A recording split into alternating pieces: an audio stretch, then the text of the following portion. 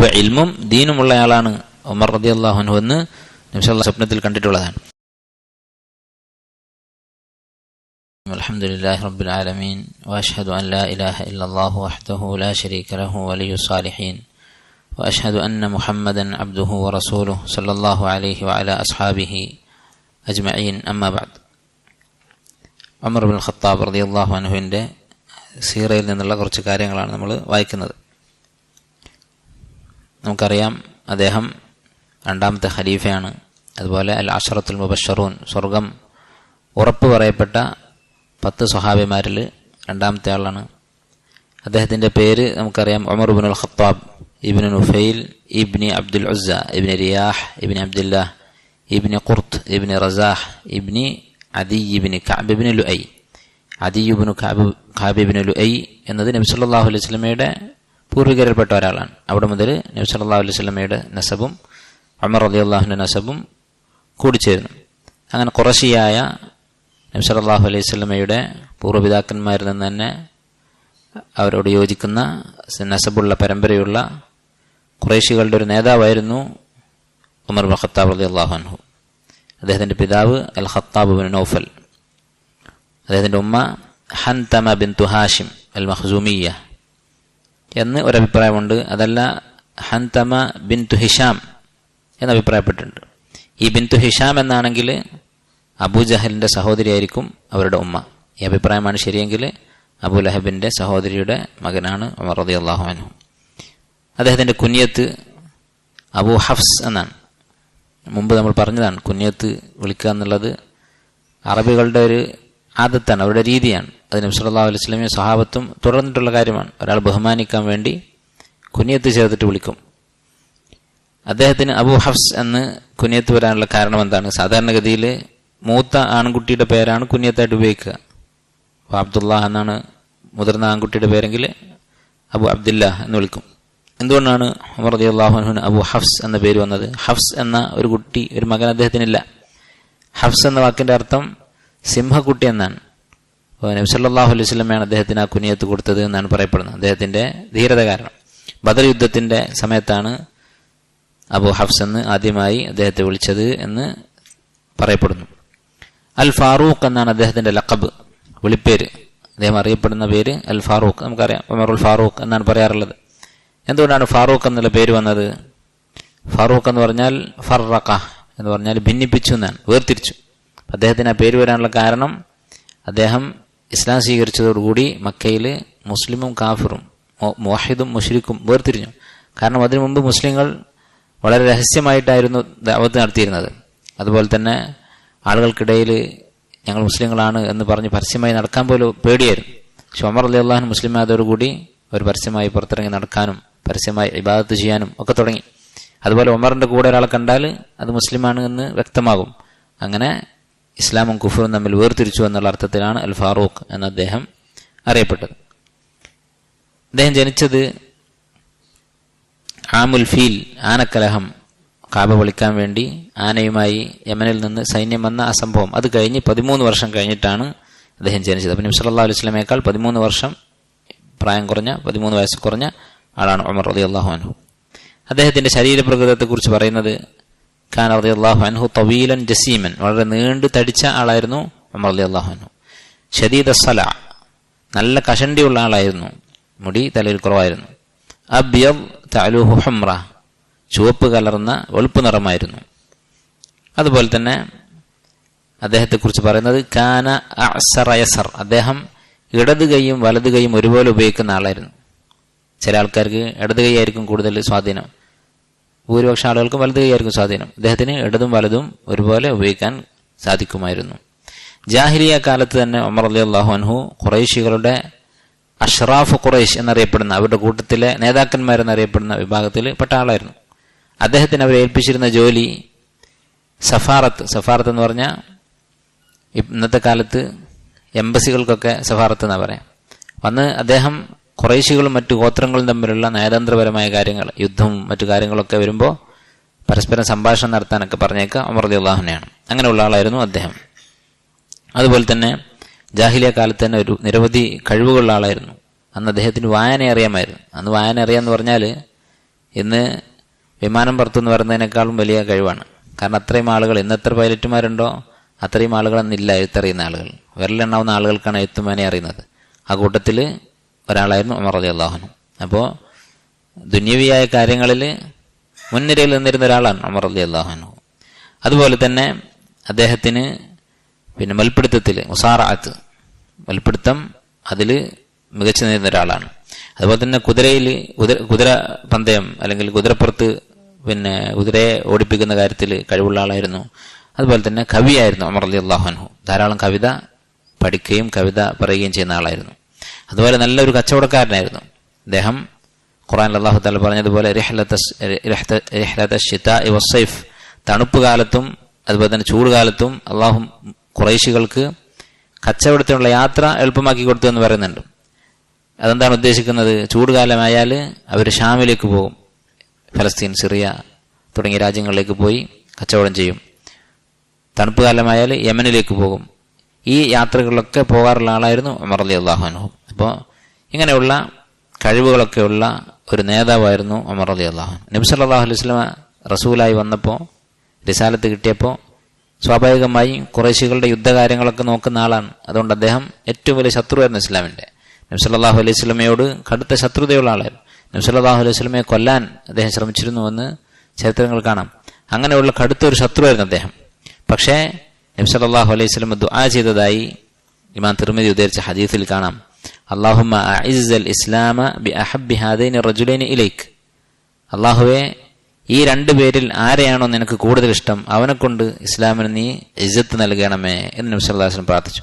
ആരൊക്കെയാണത്? B Abi Jahl ഔ B Umar ഇബ്നുൽ Khattab, അല്ലെങ്കിൽ അബൂ ജഹൽ അല്ലെങ്കിൽ ഉമർ ഇബ്നുൽ ഖത്താബ്.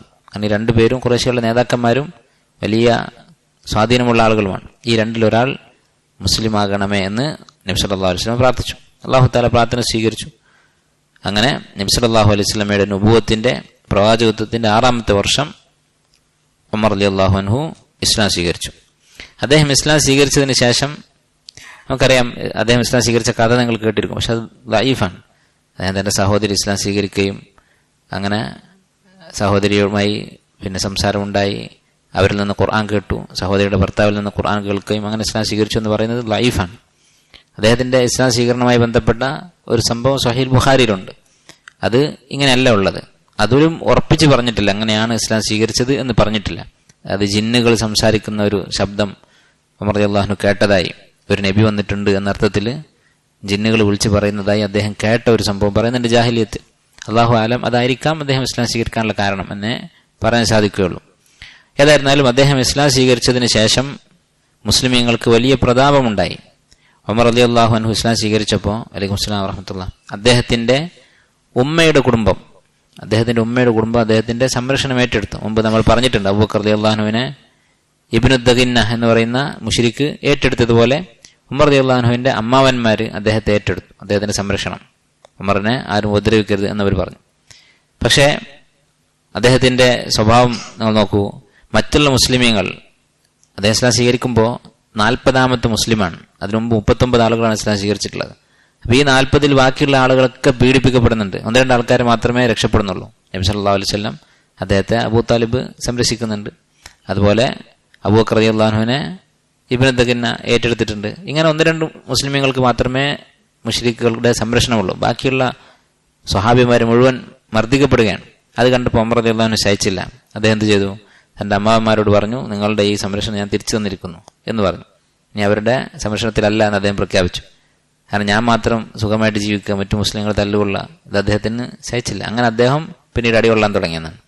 കാരണം അദ്ദേഹം അടികൊള്ളുമ്പോൾ തിരിച്ചും അടിക്കുമായിരുന്നു. അങ്ങനെ മുശ്രിക്കുകൾക്ക് മുസ്ലിങ്ങളോടൊരു പേടിയുണ്ടായി. ഉമർ റളിയല്ലാഹു അൻഹു ഇങ്ങനെ ചെയ്യാൻ തുടങ്ങിയതോടുകൂടി അതിനുശേഷം പരസ്യമായി മസ്ജിദുൽ ഹറാമിൽ മുസ്ലിങ്ങൾ നമസ്കരിക്കാൻ തുടങ്ങി. ഉമർ റളിയല്ലാഹു അൻഹുവിന്റെ നേതൃത്വത്തിൽ അദ്ദേഹം പരസ്യമായി നമസ്കരിച്ചു. അതുപോലെ മറ്റുള്ളവരും പിന്തുടർന്നു. അതുപോലെ അബ്ദുല്ലാഹി ഇബ്നു മസ്ഊദ് റളിയല്ലാഹു അൻഹു പറയുകയാണ്, ഉമർ റളിയല്ലാഹു അൻഹു ഇസ്ലാം സ്വീകരിച്ചത് കൊണ്ടുണ്ടായ ഫലത്തെക്കുറിച്ച്. ഇമാം ബുഖാരി ഉദ്ധരിച്ച അസറാണ്. മാ സിൽന അഇസ്സ മുൻദു അസ്ലമ ഉമർ. ഉമർ ഇസ്ലാം സ്വീകരിച്ചത് മുതൽ ഞങ്ങൾ ഇസ്സത്തിലാണ്. അതുവരെ വളരെ പ്രയാസത്തിലായിരുന്നു മുസ്ലിങ്ങൾ. ഉമർ റളിയല്ലാഹു അൻഹു ഇസ്ലാം സ്വീകരിച്ചതോടുകൂടി ഞങ്ങൾ ഇസ്സത്തിലാണ് എന്ന് ഇബ്നു മസ്ഊദ് റളിയല്ലാഹു അൻഹു പറഞ്ഞു. അതിനു മുമ്പ് പരസ്യമായി അവർക്ക് തവാഫ് ചെയ്യാൻ പറ്റിയിരുന്നില്ല, ഹറമിൽ നമസ്കരിക്കാൻ പറ്റിയിരുന്നില്ല. അതൊക്കെ ഉമർ റളിയല്ലാഹു അൻഹുവിന്റെ വരവോടുകൂടി തുടങ്ങി. അദ്ദേഹം ഇസ്ലാം സ്വീകരിക്കുമ്പോൾ 27 വയസ്സാണ് അദ്ദേഹത്തിന്റെ പ്രായം. നമുക്ക് നിങ്ങൾ സ്വഹാബത്ത് മാത്രമല്ല, ജാഹിലിയ കാലത്തിൽ അറബികൾ പോലും വളരെ ചെറിയ പ്രായത്തിലെ കച്ചവടവും അതുപോലെ തന്നെ മറ്റു ജോലികളും ഒക്കെ ചെയ്യാറുണ്ടായിരുന്നു. 27 വയസ്സാകുമ്പോൾ അദ്ദേഹം അന്നത്തെ ഗോത്രങ്ങൾ തമ്മിലുള്ള യുദ്ധത്തിന് നേതൃത്വം കൊടുക്കുകയും അതിൽ സന്ധി സംഭാഷണങ്ങൾ നടത്തുകയൊക്കെ ചെയ്യുന്ന ആളാണ്. അപ്പോൾ എത്ര ചെറിയ പ്രായത്തിൽ അദ്ദേഹം ഈ കാര്യങ്ങളൊക്കെ തുടങ്ങിയിട്ടുണ്ടാകും. അതിലും നമുക്ക് മാതൃകയുണ്ട്. അദ്ദേഹം ഇസ്ലാം സ്വീകരിച്ചത്, ഹംസ റളിയല്ലാഹു അൻഹു ഇസ്ലാം സ്വീകരിച്ചത് കഴിഞ്ഞ് 3 ദിവസം കഴിഞ്ഞിട്ടാണ്. അതുപോലെ 40ാമത്തെ മുസ്ലിം ആയിരുന്നു അദ്ദേഹം എന്നൊക്കെ നമ്മൾ പറഞ്ഞു. അദ്ദേഹത്തിന്റെ ഹിജ്റ, ഇസ്ലാം സ്വീകരിച്ച് നബി സല്ലല്ലാഹു അലൈഹി വസല്ലമ മദീനയിലേക്ക് ഹിജ്റ പോകാനുള്ള അനുവാദം കൊടുത്തു. നുബുവത്ത് കിട്ടി 13 വർഷം കഴിഞ്ഞ്. അങ്ങനെ 20 സഹാബിമാരുടെ കൂടെ ഒരു സംഘത്തിൽ ഉമർ റളിയല്ലാഹു അൻഹു പുറപ്പെടുകയുണ്ടായി. അദ്ദേഹം മദീനയിലെത്തി. അവിടെ പിന്നീട് 10 വർഷം മദീനയിൽ ജീവിച്ചു. അതിനിടയിലുണ്ടായ എല്ലാ യുദ്ധങ്ങളിലും ഉമർ റളിയല്ലാഹു അൻഹു പങ്കെടുത്തു. അദ്ദേഹത്തിന്റെ മഹത്വങ്ങളിൽപ്പെട്ടതാണ്, നേരത്തെ നമ്മൾ പറഞ്ഞു, സ്വർഗമുണ്ട് എന്ന് ഉറപ്പ് പറഞ്ഞ 10 പേരിൽപ്പെട്ട ആളാണ്. അതുപോലെ പലതവണ ഉമർ റളിയല്ലാഹു അൻഹുവിനെ പ്രത്യേകം എടുത്തു പറഞ്ഞുകൊണ്ട് നബി സല്ലല്ലാഹു അലൈഹി വസല്ലം സ്വർഗം ഉണ്ട് എന്ന് പറഞ്ഞിട്ടുണ്ട്. ഉമർ റളിയല്ലാഹു അൻഹു ഷഹീദാകും എന്ന് നബി സല്ലല്ലാഹു അലൈഹി വസല്ലം ഉറപ്പ് പറഞ്ഞിട്ടുണ്ട്. അപ്പൊ ഷഹീദ് എന്ന് പറഞ്ഞാൽ ഒരു ഹദീസിൽ തന്നെ വന്നിട്ടുണ്ട്, ഷഹീദ് എന്ന് ഒരാളെ പേരെടുത്ത് പ്രത്യേകം പറയരുത്. കാരണം അള്ളാഹുവിന്റെ വജ്ഹ് ഉദ്ദേശിച്ച് അള്ളാഹുവിന്റെ കലിമത്ത് ഉയരാൻ വേണ്ടി യുദ്ധം ചെയ്ത് മരിച്ചയാളാണ് ഷഹീദ്. നബി സല്ലല്ലാഹു അലൈഹി വസല്ലം പറഞ്ഞു, മാ മിൻ മക്ലൂമിൻ യുക്ലമു ഫീ സബീലില്ലാഹ്, അള്ളാഹുവിന്റെ മാർഗത്തിൽ ആർക്കാണോ പരിക്ക് പറ്റുന്നത്, രക്തം ചിന്തുന്നത്, അവൻ പരലോകത്ത് ആ രക്തവുമായി വരും, ആ രക്തത്തിന് കസ്തൂരിയുടെ സുഗന്ധമാകും എന്നാണ് പറഞ്ഞത്. ഇല്ലാ വയഅതി യൗമൽ ഖിയാമത്തി വദമുഹു വജുർഹുഹു യസ്ഗുബു ദമൻ, അവന്റെ ആ മുറിവ് രക്തം വാർന്നുകൊണ്ടിരിക്കും. വരീഹു റീഹുൽ മിസ്ക് വല്ലൗനു ലൗനുദ്ദം, അത് രക്തത്തിന്റെ നിറം മാത്രമായിരിക്കും, കസ്തൂരിയുടെ സുഗന്ധമായിരിക്കും എന്ന് പറഞ്ഞു. ആ ഹദീസിൽ ഒരു വാക്ക് പറഞ്ഞിട്ടുണ്ട്, മാമിൻ മക്ലൂമിൻ യുക്ലമു ഫീ സബീലില്ലാഹ്, അള്ളാഹുവിന്റെ മാർഗത്തിൽ ആർക്കാണ് മുറിവ് പറ്റുന്നത് എന്നിട്ട് പറഞ്ഞു, വല്ലാഹു അഅലമു ബിമൻ യുക്ലമു ഫീ സബീലിഹി, ആർക്കാണ് അള്ളാഹുവിന്റെ മാർഗത്തിൽ പരിക്ക് പറ്റിയത് എന്ന് അള്ളാഹുവിനെ അറിയുകയുള്ളൂ. കാരണം ഇഖ്ലാസ് ഉണ്ടോ എന്നുള്ളത് അള്ളാഹ്ക്കേ അറിയുള്ളൂ. അപ്പോൾ ഇഖ്ലാസോടുകൂടി യുദ്ധത്തിൽ മരിച്ച ആളാണ് ഷഹീദ്. പൊതുവായ അർത്ഥത്തിൽ ഭാഷാപരമായി നമുക്ക് പറയാം ശുഹദാക്കൾ എന്ന് പറയാം എങ്കിലും ഒരാളെ പ്രത്യേകം ഇന്ന വ്യക്തി ഷഹീദാണ് എന്ന് പറയുന്നത് അത് അങ്ങനെ പറയാൻ പാടില്ല. അപ്പോൾ ഉമർ റളിയല്ലാഹുവിനെ കുറിച്ച് നബി സല്ലല്ലാഹു അലൈഹി വസല്ലം തന്നെ അങ്ങനെ പറഞ്ഞിട്ടുണ്ട്. ആ ഹദീസ് നമ്മൾ മുമ്പ് പറഞ്ഞു. ഉഹദ് മലയുടെ മുകളിൽ കയറിയപ്പോൾ നബി സല്ലല്ലാഹു അലൈഹി വസല്ലമയും അതുപോലെ അബൂബക്കറും ഉമറും ഉസ്മാനും ഉഹദ് മലയുടെ മുകളിൽ നിന്നപ്പോൾ ആ ഉഹദ് മല വിറച്ചു. നബി പറഞ്ഞു, ഉസ്ബുത് ഉഹദ്, ഉഹദ് മലയെ നീ അടങ്ങി നിൽക്കുക, ഫഇന്നമാ അലൈക നബിയ്യുൻ വസിദ്ദീഖുൻ വശഹീദാൻ, ഒരു നബിയും സിദ്ദീഖും 2 ഷഹീദുമാണ് നിന്റെ മുകളിലുള്ളത്. പിന്നെ നബി ആരാണെന്ന് വ്യക്തമാണ്, സിദ്ദീഖ് ആരാണെന്നുള്ളത് അറിയപ്പെട്ടതാണ്, പിന്നെ ഉള്ളത് ഉമറും ഉസ്മാനുമാണ്. അപ്പോൾ ഇവർക്ക് അറിയാമായിരുന്നു അവർ ഷഹീദാകുമെന്ന്. ഉമർ റളിയല്ലാഹുവിനും ഉസ്മാൻ റളിയല്ലാഹുവിനും അറിയാമായിരുന്നു അവർ അള്ളാഹുവിന്റെ മാർഗത്തിൽ ഷഹീദാകുമെന്ന്. അത് അദ്ദേഹത്തിന്റെ വലിയൊരു മഹത്വമാണ്. അതുപോലെ തന്നെ നബി സല്ലല്ലാഹു അലൈഹി വസല്ലമയുടെ ബന്ധുവാണ്, വിവാഹബന്ധത്തിലൂടെ നബി സല്ലല്ലാഹു അലൈഹി വസല്ലമയെ അടുപ്പമുള്ള ആളാണ്. ഉമർ റളിയല്ലാഹുവിന്റെ മകൾ ഹഫ്സ റളിയല്ലാഹു അൻഹ ഉമ്മുൽ മുഅ്മിനീൻ, മുഅ്മിനീങ്ങളുടെ ഉമ്മയാണ്, നബി സല്ലല്ലാഹു അലൈഹി വസല്ലമയുടെ ഭാര്യയാണ്.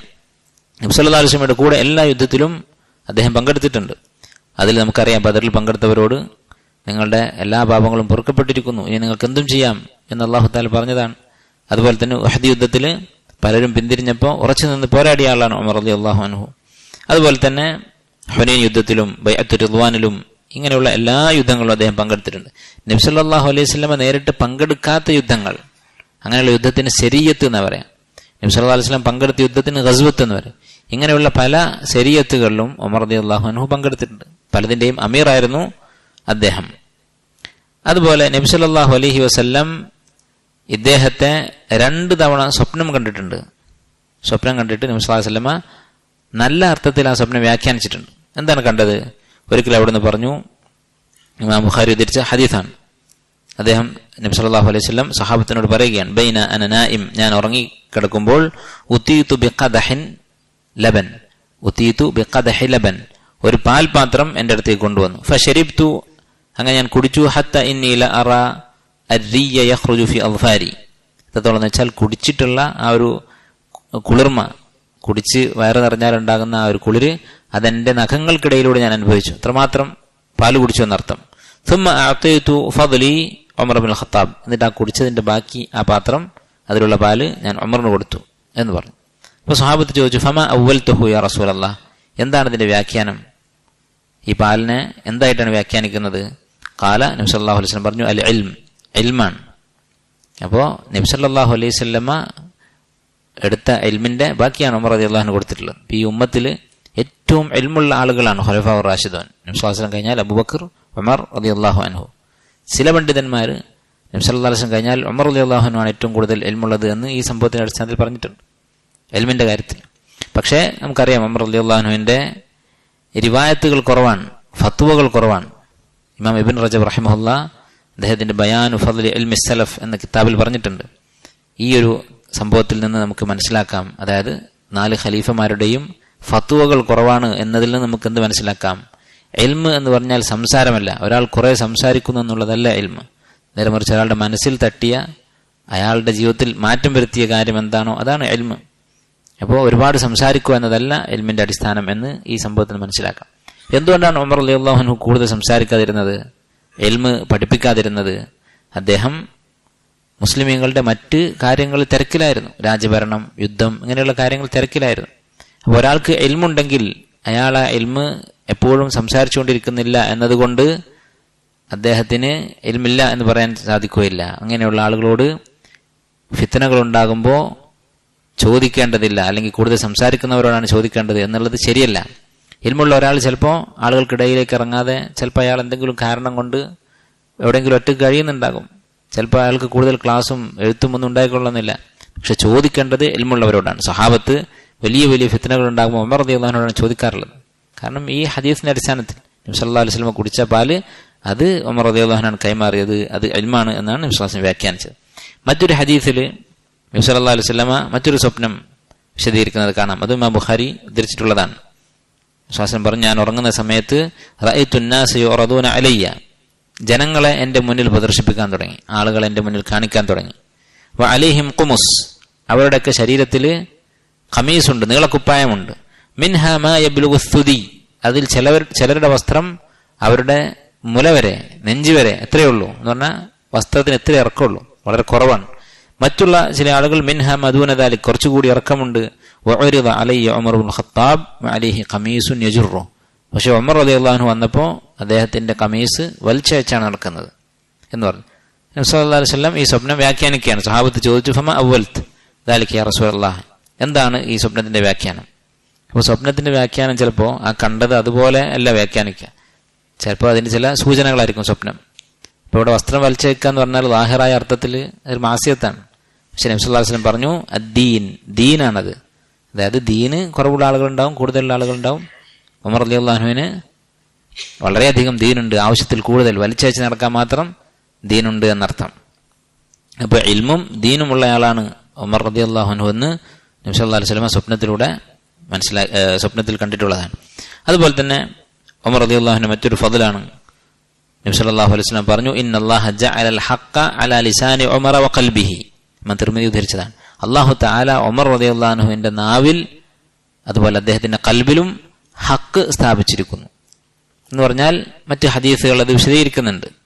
എന്താണ്? മറ്റൊരു ഹദീസിൽ നബി സല്ലല്ലാഹു അലൈഹി വസല്ലം പറഞ്ഞു, ഇന്നഹു കാന ഫീമാ മളാ ഖബ്ലകും മിനൽ ഉമം, നിങ്ങൾക്ക് മുമ്പ് കഴിഞ്ഞുപോയ ഉമ്മത്തുകളിൽ ഉണ്ടായിരുന്നു മുഹദ്ദസൂൻ, ചില ആളുകൾ, അവർക്ക് അല്ലാഹു തആല ഒരു ബോധം കൊടുക്കും, മനസ്സിൽ തോന്നലുകൾ ഉണ്ടാക്കും, നല്ല കാര്യങ്ങൾ, ശരിയായ തീരുമാനങ്ങൾ അവരുടെ മനസ്സിൽ അല്ലാഹു തോന്നിപ്പിക്കും. മുഹദ്ദിസ് എന്ന് പറഞ്ഞാൽ സംസാരിക്കപ്പെടുന്നവനാണ്. എന്നാൽ അവരുടെ മനസ്സിലേക്ക് അല്ലാഹു തആല ഒരു തീരുമാനങ്ങൾ എടുക്കാനുള്ള കഴിവ് കൊടുക്കും. വഇന്നഹു ഇൻ കാന ഫി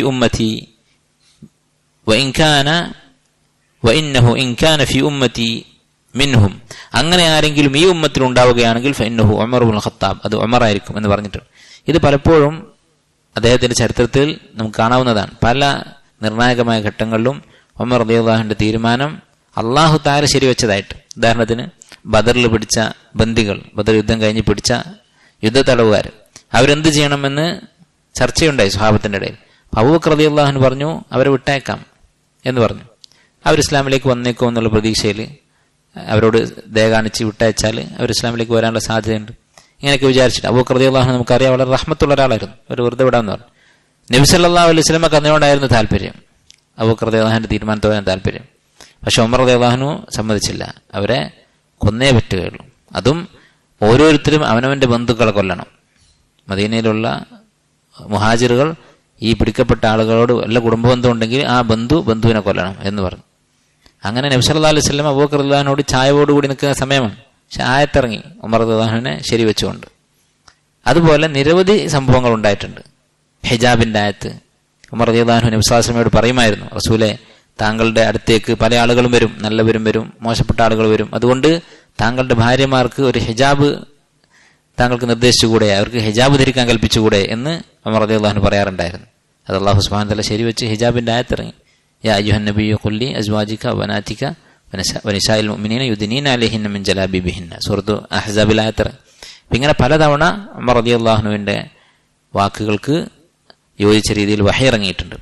ഒരു ഹദീസ് നബി സല്ലല്ലാഹു അലൈഹി വസല്ലം പറഞ്ഞു, തിർമിദി ഉദ്ധരിച്ച ഹദീസാണ്, ലൗ കാന നബിയ്യുൻ ബഅദി ലകാന ഉമർ ഇബ്നുൽ ഖത്താബ്. എനിക്ക് ശേഷം ഒരു നബി ഉണ്ടാകുമായിരുന്നെങ്കിൽ അത് ഉമർ റളിയല്ലാഹു ആകുമായിരുന്നു. അങ്ങനെ നബി ഉണ്ടാവുകയില്ല, അഥവാ ഉണ്ടാവുകയാണെങ്കിൽ ഉമർ ആകുമായിരുന്നു. അത്രമാത്രം ഇൽമും തഖ്വയും ഉള്ള ആളായിരുന്നു ഉമർ റളിയല്ലാഹു അൻഹു. ഇനി അദ്ദേഹത്തിന്റെ സേവനങ്ങൾ, അദ്ദേഹം നമുക്കറിയാം ഖുർആൻ ഹിഫ്ളാക്കിയ സ്വഹാബത്തിൽപ്പെട്ട ഒരാളാണ്. അതുപോലെ തന്നെ വഹി എഴുതുന്നയാളായിരുന്നു ഉമർ റളിയല്ലാഹു അൻഹു. അദ്ദേഹത്തിന് കച്ചവടം ഉണ്ടായിരുന്നു, അതുപോലെ തന്നെ മുസ്ലിമീങ്ങളുടെ യുദ്ധവും മറ്റു കാര്യങ്ങളും അതിന് നേതൃത്വം കൊടുത്തിരുന്നു. അതോടൊപ്പം അദ്ദേഹം വഹി എഴുത്തുകാരിൽപ്പെട്ട ഒരാൾ കൂടിയായിരുന്നു. അതുപോലെ തന്നെ നമുക്കറിയാം അബൂബക്കർ റളിയല്ലാഹു അൻഹു കഴിഞ്ഞ് അദ്ദേഹമാണ് ഖിലാഫത്ത് ഏറ്റെടുത്തത്. ആ സംഭവം നമ്മൾ പറഞ്ഞു. അബൂബക്കർ റളിയല്ലാഹു അൻഹു വഫാത്താകുന്ന സമയത്ത് ഉമർ റളിയല്ലാഹു അൻഹുവിനെ ആക്കണം അടുത്ത ഖലീഫ എന്ന് വസിയത്ത് ചെയ്തു. ഇത് ചില സഹാബിമാർ ചോദ്യം ചെയ്തു. കാരണം ഇത്ര പരുഷമായ സ്വഭാവമുള്ള ഒരാളെ ഖലീഫയാക്കുകയാണോ എന്ന് ചോദിച്ചു. അപ്പോൾ അബൂബക്കർ റളിയല്ലാഹു അൻഹു പറഞ്ഞ വാക്ക് നമ്മൾ പറഞ്ഞിട്ടുണ്ട്. അദ്ദേഹം പറഞ്ഞു, അബില്ലാഹി തുഖവിഫൂനനി, നിങ്ങൾ അള്ളാഹുവിന്റെ പേരിൽ എന്നെ പേടിപ്പിക്കുകയാണോ? എന്നിട്ട് പറഞ്ഞു, അള്ളാഹു എന്നോട് ചോദിച്ചാൽ ഞാൻ പറയും, അല്ലാഹുമ്മ സ്തഖ്ലഫ്തു അലൈഹിം ഖൈറ അഹ്ലിക്, അള്ളാഹുവെ നിന്റെ അടിമകൾ വെച്ച് ഏറ്റവും നല്ല ആളെയാണ് ഞാൻ അവരുടെ ഖലീഫയാക്കിയിരിക്കുന്നത് എന്ന് ഞാൻ പറഞ്ഞുകൊള്ളും എന്ന് അബൂബക്കർ റളിയല്ലാഹു അൻഹു പറഞ്ഞു. അതുപോലെ അദ്ദേഹം ഖലീഫ ആയതിനു ശേഷവും ചില ആളുകൾ ഈ കാര്യം ഉമർ റളിയല്ലാഹു അൻഹു പറഞ്ഞു. ഇങ്ങനെ ചിലർ എതിരഭിപ്രായം പറഞ്ഞിട്ടുണ്ടായിരുന്നു താങ്കളുടെ വിഷയത്തിൽ. അവർ പറഞ്ഞു, ലഖദ് കാദ ബഅദുൻ നാസി അൻ യുഹീദ ഹാദൽ അംർ അൻക, ഈ ഖിലാഫത്ത് താങ്കളിൽ നിന്ന് മാറ്റാൻ ചില ആളുകൾ ശ്രമിച്ചിരുന്നു എന്ന് ഒരാൾ വന്നിട്ട് ഉമർ റളിയല്ലാഹു അൻഹു പറഞ്ഞു. അപ്പോൾ അദ്ദേഹം ചോദിച്ചു, വമാ ദാക്, അതെന്താണ് കാരണം? അദ്ദേഹം പറഞ്ഞു, യസ്ഉമൂന അന്നക ഫള്ളുൻ ഗലീദ്, നിങ്ങൾ ഒരു പരുഷ പ്രകൃതമുള്ള ആളാണ് എന്ന് അവർ പറയുന്നുണ്ട്, അതുകൊണ്ട് വേറെ ഒരാളെ ഖലീഫയാക്കാം എന്ന് ചിലർക്ക് അഭിപ്രായമുണ്ട് ഉണ്ടായിരുന്നു. ഖാല, അപ്പോൾ ഉമർ റളിയല്ലാഹു അൻഹു പറഞ്ഞു, ഇത് ഉമർ റളിയല്ലാഹു അൻഹുവിന്റെ സ്വഭാവം എന്തായിരുന്നു എന്ന് നമുക്ക് മനസ്സിലാക്കി തരുന്ന ഒരു അസറാണ്. അദ്ദേഹം പറഞ്ഞു, അൽഹംദുലില്ലാഹില്ലദീ മലഅ ഖൽബി ലഹും റഹ്മ, എന്റെ കൽബിൽ അവരോട് റഹ്മത്ത് കൊണ്ട് നിറച്ച അള്ളാഹുവിന് സ്തുതി. എന്ന് പറഞ്ഞാൽ മുസ്ലിമീങ്ങളോട് എന്റെ കൽബിൽ റഹ്മത്താണ്. വമലഅ ഖുലൂബഹും ലീ റുഅബൻ, അവരുടെ മനസ്സിൽ എന്നെ കുറിച്ച് പേടിയും ഉണ്ടാക്കി അള്ളാഹു. അപ്പോൾ ഈ പാരുഷ്യം എന്ന് പറയുന്നത് അവരുടെ മനസ്സിലേ ഉള്ളൂ, എന്റെ മനസ്സിൽ അങ്ങോട്ട് അങ്ങനെ ഒന്നുമില്ല എന്ന് അദ്ദേഹം പറഞ്ഞു. ഇങ്ങനെയാക്കിയ അള്ളാഹുവിന് സ്തുതി എന്ന് പറഞ്ഞു. ഇനി അദ്ദേഹത്തിന്റെ ഖിലാഫത്ത്, അദ്ദേഹം 10 വർഷം ഭരണം നടത്തി. 4 ഖലീഫമാരിൽ ഏറ്റവും കൂടുതൽ ഭരണം നടത്തിയത് ഉമർ റളിയല്ലാഹു അൻഹു. അദ്ദേഹത്തിന്റെ ഭരണം അത് പറഞ്ഞാൽ തീരാത്തത്രയുമുണ്ട്. അദ്ദേഹത്തിന്റെ ഖിലാഫത്തിൽ സംഭവിച്ച ഇസ്ലാമിന്റെ മുന്നേറ്റം എത്രത്തോളം വെച്ചാൽ ചില പഠനങ്ങളിൽ പറയുന്നത്, ചില ചരിത്രകാരന്മാർ പറഞ്ഞിട്ടുള്ളത്, ഉമർ റളിയല്ലാഹുവിന്റെ ഖിലാഫത്തിൽ ഇസ്ലാമിക രാജ്യത്തിന്റെ അതിർത്തി വികസിച്ചതിന്റെ അളവ് നോക്കുകയാണെങ്കിൽ 10 വർഷം കൊണ്ട് എവിടേക്ക് ഇസ്ലാം എത്തി, ആ 10 വർഷം കഴിഞ്ഞപ്പോഴുള്ള ഭൂപടം പരിശോധിച്ചിട്ട് അദ്ദേഹം ഭരിച്ച ദിവസങ്ങളും അതുപോലെ ഭരിച്ച കാലയളവും കണക്കുകൂട്ടി നോക്കിയാൽ ഒരു ദിവസം 25 കിലോമീറ്റർ എന്നുള്ള അളവിൽ ഇസ്ലാമിക രാജ്യം, മുസ്ലിം രാജ്യം വികസിച്ചിട്ടുണ്ട് എന്നാണ് പറയുന്നത്. അത് വ്യത്യസ്ത ഭൂഖണ്ഡങ്ങളിൽ യൂറോപ്പിൽ എത്തിയിട്ടുണ്ട്. അർമീനിയ, അത് ഉമർ റളിയല്ലാഹുവിന്റെ ഖിലാഫത്തിൽ ഇസ്ലാമിലേക്ക് വന്ന രാജ്യമാണ്. ഇതുപോലെ ഇന്ത്യയുടെ അടുത്തെത്തിയിട്ടുണ്ട്. ഇങ്ങനെ പല രാജ്യങ്ങളും ലോകത്തിന്റെ നല്ലൊരു ശതമാനം ഉമർ റളിയല്ലാഹുവിന്റെ കാലത്ത് ഇസ്ലാമിക ഖിലാഫത്തിന്റെ കീഴിൽ വരികയുണ്ടായി. അദ്ദേഹമാണ് ആദ്യമായി അമീറുൽ മുഅ്മിനീൻ എന്ന പേര് സ്വീകരിച്ചത്. അബൂബക്കർ റളിയല്ലാഹുവിനെ ഖലീഫത്ത് റസൂലുള്ളാഹി എന്നായിരുന്നു വിളിച്ചിരുന്നത്. അദ്ദേഹത്തിന്റെ കാലം മുതൽ പിന്നീട് മുസ്ലിം ഖലീഫമാരൊക്കെ അമീറുൽ മുഅ്മിനീൻ എന്നാണ് വിളിക്കുന്നത്. ഈ സമ്പ്രദായം തുടങ്ങിയത് ഉമർ റളിയല്ലാഹു അൻഹു ആണ്. അതുപോലെ തന്നെ നേരത്തെ നമ്മൾ പറഞ്ഞു, അദ്ദേഹം കീഴടക്കിയ രാജ്യങ്ങൾ ഷാം, ഇറാഖ്, മിസ്ർ, അതുപോലെ ജസീറത്തുൽ അറബിലുള്ള മറ്റ് രാജ്യങ്ങൾ, അതുപോലെ അർമീനിയ, അദർബൈജാൻ, ഇറാൻ, അതുപോലെ തന്നെ മറ്റ് പല രാജ്യങ്ങളും ഖുറാസാനെ കുറിച്ച് അഭിപ്രായ വ്യത്യാസമുണ്ട്. ഖുറാസാൻ എന്ന് പറഞ്ഞാൽ ഇന്നത്തെ അഫ്ഗാനിസ്ഥാൻ അതിൽപ്പെട്ടു. അതിനെക്കുറിച്ച് രണ്ട് അഭിപ്രായമുണ്ട്. ഏതായാലും ഇത്രയും നാടുകൾ അദ്ദേഹം, യൂറോപ്പും ഏഷ്യയും ഇതിന്റെ ബഹുഭൂരിഭാഗം രാജ്യങ്ങളും ഉമർ റളിയല്ലാഹു അൻഹുവിന്റെ കാലത്ത് ഇസ്ലാമിന് കീഴിൽ വന്നു. അദ്ദേഹം ഒരാളെ ഖലീഫയാക്കിയാൽ, ഒരാളെ ഗവർണറാക്കിയാൽ, ഏതെങ്കിലും ഒരു രാജ്യത്ത് ഒരു ഗവർണർ നിശ്ചയിച്ചാൽ ആ ഗവർണർക്ക് കത്തെഴുതുമായിരുന്നു. എന്താണ്? വളരെ വില കൂടിയ വാഹനം ഉപയോഗിക്കാൻ പാടില്ല. അന്നത്തെ മൃഗങ്ങളാണ് വാഹനം. അതിൽ വില കൂടിയ ഇനമായിട്ടുള്ള മൃഗങ്ങൾ വാഹനമായി ഉപയോഗിക്കാൻ പാടില്ല. അതുപോലെ ഏറ്റവും മുന്തിയ ഭക്ഷണം കഴിക്കാൻ പാടില്ല. വളരെ മിനുസമുള്ള വസ്ത്രം ധരിക്കാൻ പാടില്ല.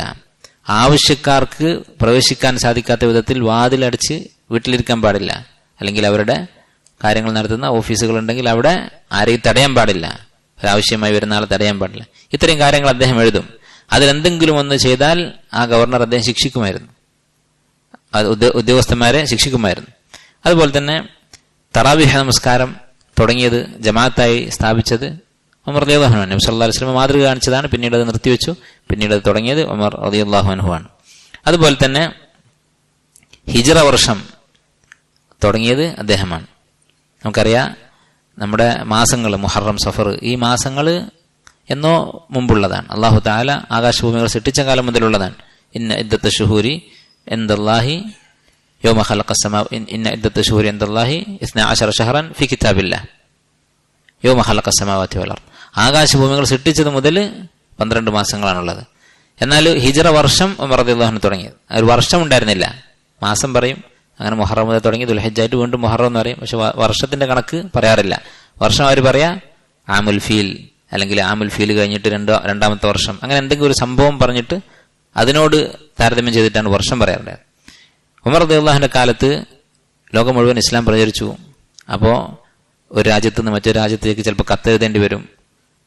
മുസ്ലിം രാജ്യത്തിന്റെ ഭരണവുമായി ബന്ധപ്പെട്ട് തീരുമാനങ്ങൾ എടുക്കേണ്ടി വരും, ഒരുമിച്ച് കൂടി ഇരിക്കേണ്ടി വരും. ഇങ്ങനെയുള്ള കാര്യങ്ങളൊക്കെ ഉണ്ടാകുമ്പോൾ ഡേറ്റ് എഴുതേണ്ട ആവശ്യം വന്നു. അപ്പൊ എങ്ങനെയാണ് ഡേറ്റ് എഴുതേണ്ടത് എന്നുള്ള ചർച്ച ഉണ്ടായി. മാസം മാത്രം എഴുതിയതുകൊണ്ട് കാര്യമില്ല, വർഷം എഴുതണം. അപ്പൊ വർഷം എഴുതാൻ ഒരു ഏകീകൃതമായ രീതി വേണം. അപ്പൊ മക്കയിൽ ആമുൽ ഫീൽ എന്ന് പറഞ്ഞാൽ ചിലപ്പോൾ ദൂരെയുള്ള നാട്ടുകാർക്ക് മനസ്സിലാവണം തന്നെയില്ല. ആ സംഭവം ചിലപ്പോൾ അവിടെ അറിയപ്പെട്ടതാവണമെന്നില്ല. അങ്ങനെ സഹാബത്ത് ഷൂറ കൂടി. അപ്പൊ വർഷത്തിന്റെ തുടക്കം ഏത് മാസമാണ് എന്ന് ചർച്ച ഉണ്ടായി.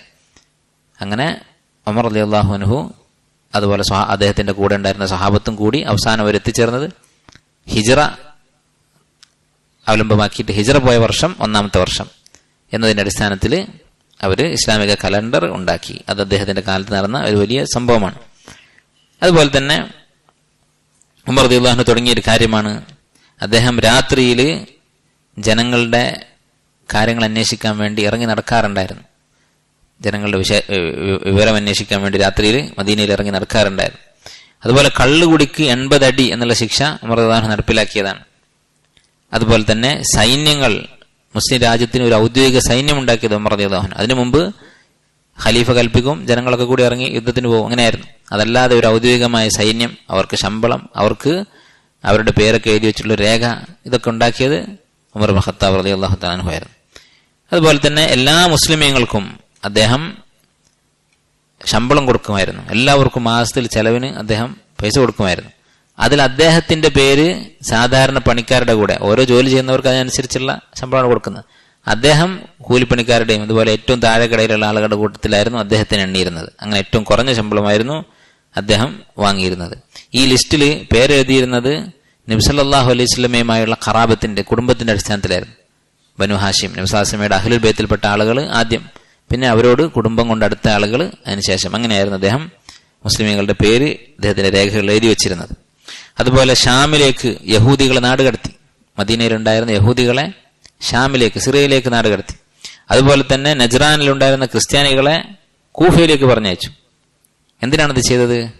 നബി സല്ലല്ലാഹു അലൈഹി വസല്ലം പറഞ്ഞ ഹദീസുണ്ട്, ലാ യജ്തമിഉ ദീനാനി ഫി ജസീറത്തുൽ അറബ്. ജസീറത്തുൽ അറബിൽ 2 ദീൻ ഒരുമിച്ചുണ്ടാകാൻ പാടില്ല എന്ന് നബി സല്ലല്ലാഹു അലൈഹി വസല്ലം പറഞ്ഞിട്ടുണ്ട്. അതിന്റെ അടിസ്ഥാനത്തിൽ ആ കാര്യം നടപ്പിലാക്കിയത് ഉമർ റളിയല്ലാഹു അൻഹു ആയിരുന്നു. അദ്ദേഹം സ്വയം അധ്വാനിക്കുമായിരുന്നു മുസ്ലിമീങ്ങളുടെ കാര്യങ്ങൾക്ക് വേണ്ടി. ജോലിക്കാരെ കൊണ്ട് ജോലി ചെയ്യിപ്പിക്കുന്നതിന്റെ കൂടെ എന്തെങ്കിലും ഒരു പൊതു ആവശ്യം ഉണ്ടെങ്കിൽ അദ്ദേഹം സ്വന്തം തടി കൊണ്ട് അധ്വാനിക്കുമായിരുന്നു. ഉദാഹരണത്തിന് സക്കാത്തിന്റെ കന്നുകാലികൾ, സക്കാത്തായിട്ട് പിരിച്ചെടുത്ത കന്നുകാലികളൊക്കെ മേയ്ക്കാൻ വേണ്ടി ഉമർ റളിയല്ലാഹു അൻഹു ഇറങ്ങുമായിരുന്നു. അദ്ദേഹത്തിന്റെ ചരിത്രത്തിൽ കാണാം, അദ്ദേഹം എങ്ങനെ വെയിലത്ത് നിന്ന് ഒട്ടകങ്ങളെയൊക്കെ നോക്കി അതിന്റെ എണ്ണവും കണക്കൊക്കെ എഴുതി വെക്കുമായിരുന്നു. സക്കാത്തിന് വേണ്ടി പിരിച്ചുകൊണ്ടുവന്ന ഒട്ടകം. അങ്ങനെ ഒരിക്കൽ അലി റളിയല്ലാഹു അൻഹു ഇത് കണ്ടപ്പോൾ അദ്ദേഹം ഉസ്മാൻ ബിൻ അഫ്ഫാൻ റളിയല്ലാഹു അൻഹുവോട് പറഞ്ഞു, അമാ സമഅത ഖൗല ഇബ്നത ശുഐബ് ഫി കിതാബില്ലാഹ്, ഖുർആനില് മൂസാ നബി അലൈഹി ഇസ്ലാമിന്റെ ആ കഥയില് ആ പെൺകുട്ടി തന്റെ ഉപ്പയോട് പറയുന്നത് കേട്ടിട്ടില്ലേ? വെള്ളം കോരി കൊടുത്ത ആ പെണ്ണ്, ഇന്ന ഖൈറ മൻ ഇസ്തഅജർതൽ ഖവിയ്യുൽ അമീൻ, ഒരു ജോലിക്ക് ഏൽപ്പിക്കാൻ ഏറ്റവും നല്ലത് അൽ ഖവിയ്യു അൽ അമീൻ, ആ ജോലി ചെയ്യാനുള്ള ഖുവ്വത്തുള്ള ആള്, അതുപോലെ അമാനത്തുള്ള ആൾ, ഇങ്ങനെയുള്ള ആളുകളെയാണ് ജോലികൾ ഏൽപ്പിക്കേണ്ടത് എന്ന് താങ്കൾ കേട്ടിട്ടില്ലേ? വയുഷീറു ബിയദിഹി ഇല ഉമർ, എന്നിട്ട് ഉമർ റളിയല്ലാഹു അൻഹു ചൂണ്ടിക്കാണിച്ചിട്ട് പറയും, ഹാദാ ഹുവൽ ഖവിയ്യുൽ അമീൻ, ഇതാണ് അൽ ഖവിയ്യുൽ അമീൻ എന്ന് പറയുന്നത് എന്ന് പറയുമായിരുന്നു. അതുപോലെ തന്നെ അദ്ദേഹം സാധുക്കളായ ആളുകളുടെ ആവശ്യങ്ങൾ നിറവേറ്റുന്ന കാര്യത്തിൽ വളരെയധികം താല്പര്യം കാണിച്ചിരുന്നു. പ്രത്യേകിച്ച് ആരും നോക്കാനില്ലാത്ത അനാഥകൾ, അതുപോലെ വിധവകൾ. മരിക്കുന്നതിന് മുമ്പ് അവസാന കാലത്ത് ഉമർ റളിയല്ലാഹു അൻഹു പറഞ്ഞൊരു വാക്കുണ്ട്. അദ്ദേഹം പറഞ്ഞു, മരിക്കുന്നതിന് കുറച്ച് ദിവസം മുമ്പ്, ലഇൻ സല്ലമനില്ലാഹ്, ഈ അപകടത്തിൽ നിന്ന് അല്ലാഹുവിനെ രക്ഷിച്ചാൽ, അദ്ദേഹത്തെ കുത്തി പരിക്കേൽപ്പിച്ചതാണ്, ഇതിൽ നിന്ന് അല്ലാഹുവിനെ രക്ഷിക്കുകയാണെങ്കിൽ ലഅദഅന്ന അറാമില അഹ്ലിൽ ഇറാഖ് ലാ യഹ്തജ്ന ഇലാ റജുലിൻ ബഅദി അബദ, ഇറാഖിലുള്ള വിധവകൾ അവര് പിന്നെ അവർക്ക് ആരുടെ മുന്നിലും കൈനീട്ടേണ്ടാത്ത അവസ്ഥയിൽ ഞാൻ അവരെ ആക്കും, എല്ലാവർക്കും ജീവിതകാലം മുഴുവൻ വേണ്ടത് ഞാൻ കൊടുക്കും എന്ന് അദ്ദേഹം പറഞ്ഞിട്ടുണ്ടായിരുന്നു. അതുപോലെ ഉമർ റളിയല്ലാഹു അൻഹുവിന്റെ സീറയിൽ കാണാം, പണ്ഡിതന്മാർ പറഞ്ഞതായി, ഇമാം ഇബ്നു അബ്ദുൽ ബർ റഹിമഹുല്ലാഹ് അദ്ദേഹമൊക്കെ പറഞ്ഞതായിട്ട് കാണാം. ഉമർ റളിയല്ലാഹു അൻഹു പറഞ്ഞത്, മുസ്ലിമീങ്ങളുടെ കാര്യം ഏറ്റെടുത്തതിന് ശേഷം, അതായത് ഖിലാഫത്ത് ഏറ്റെടുത്തതിന് ശേഷം സ്വപ്നസ്ഖലനം കൊണ്ട് ഞാൻ പരീക്ഷിക്കപ്പെട്ടു എന്ന് അദ്ദേഹം പറഞ്ഞതായിട്ട്. അത് ഉലമാക്കൾ പറയുന്നത്, അദ്ദേഹം അത്രമാത്രം രാജ്യം നീതിപൂർവ്വം ഭരിക്കുന്ന കാര്യത്തിലും അതുപോലെ മുസ്ലിമീങ്ങൾക്ക് ഖിദ്മത്ത് ചെയ്യുന്ന കാര്യത്തിലും മുഴുകിയിട്ട് അദ്ദേഹത്തിന്റെ ഭാര്യമാരുടെ അടുത്ത് പോകാൻ അദ്ദേഹത്തിന് സമയമുണ്ടായിരുന്നില്ല. അത്രത്തോളം ഈ ഉമ്മത്തിന്റെ കാര്യങ്ങൾക്ക് വേണ്ടി സ്വയം ത്യജിച്ച, സ്വന്തം ജീവിതം മാറ്റിവെച്ച ഒരാളായിരുന്നു ഉമർ ഇബ്നുൽ ഖത്താബ് റളിയല്ലാഹു അൻഹു. അവരുടെയൊക്കെ ഖിദ്മത്താണ് യഥാർത്ഥത്തിൽ നമ്മുടെയൊക്കെ ഹിദായത്തിന്റെ ഒരു സബബ്. ഈ സ്വഹാബത്തിന്റെ ഇങ്ങനെയുള്ള ത്യാഗങ്ങളാണ് നമ്മളൊക്കെ ഈ ദീനിൽ ജനിക്കാനുള്ള ഒരു സബബ്. കാരണം അവരുടെ ദഅവത്തിന്റെ പ്രകാശമാണ് ലോകത്തേക്ക് പ്രചരിച്ചത്. അതാണ് കൈമാറി നമ്മുടെ അടുത്ത് എത്തിയത്.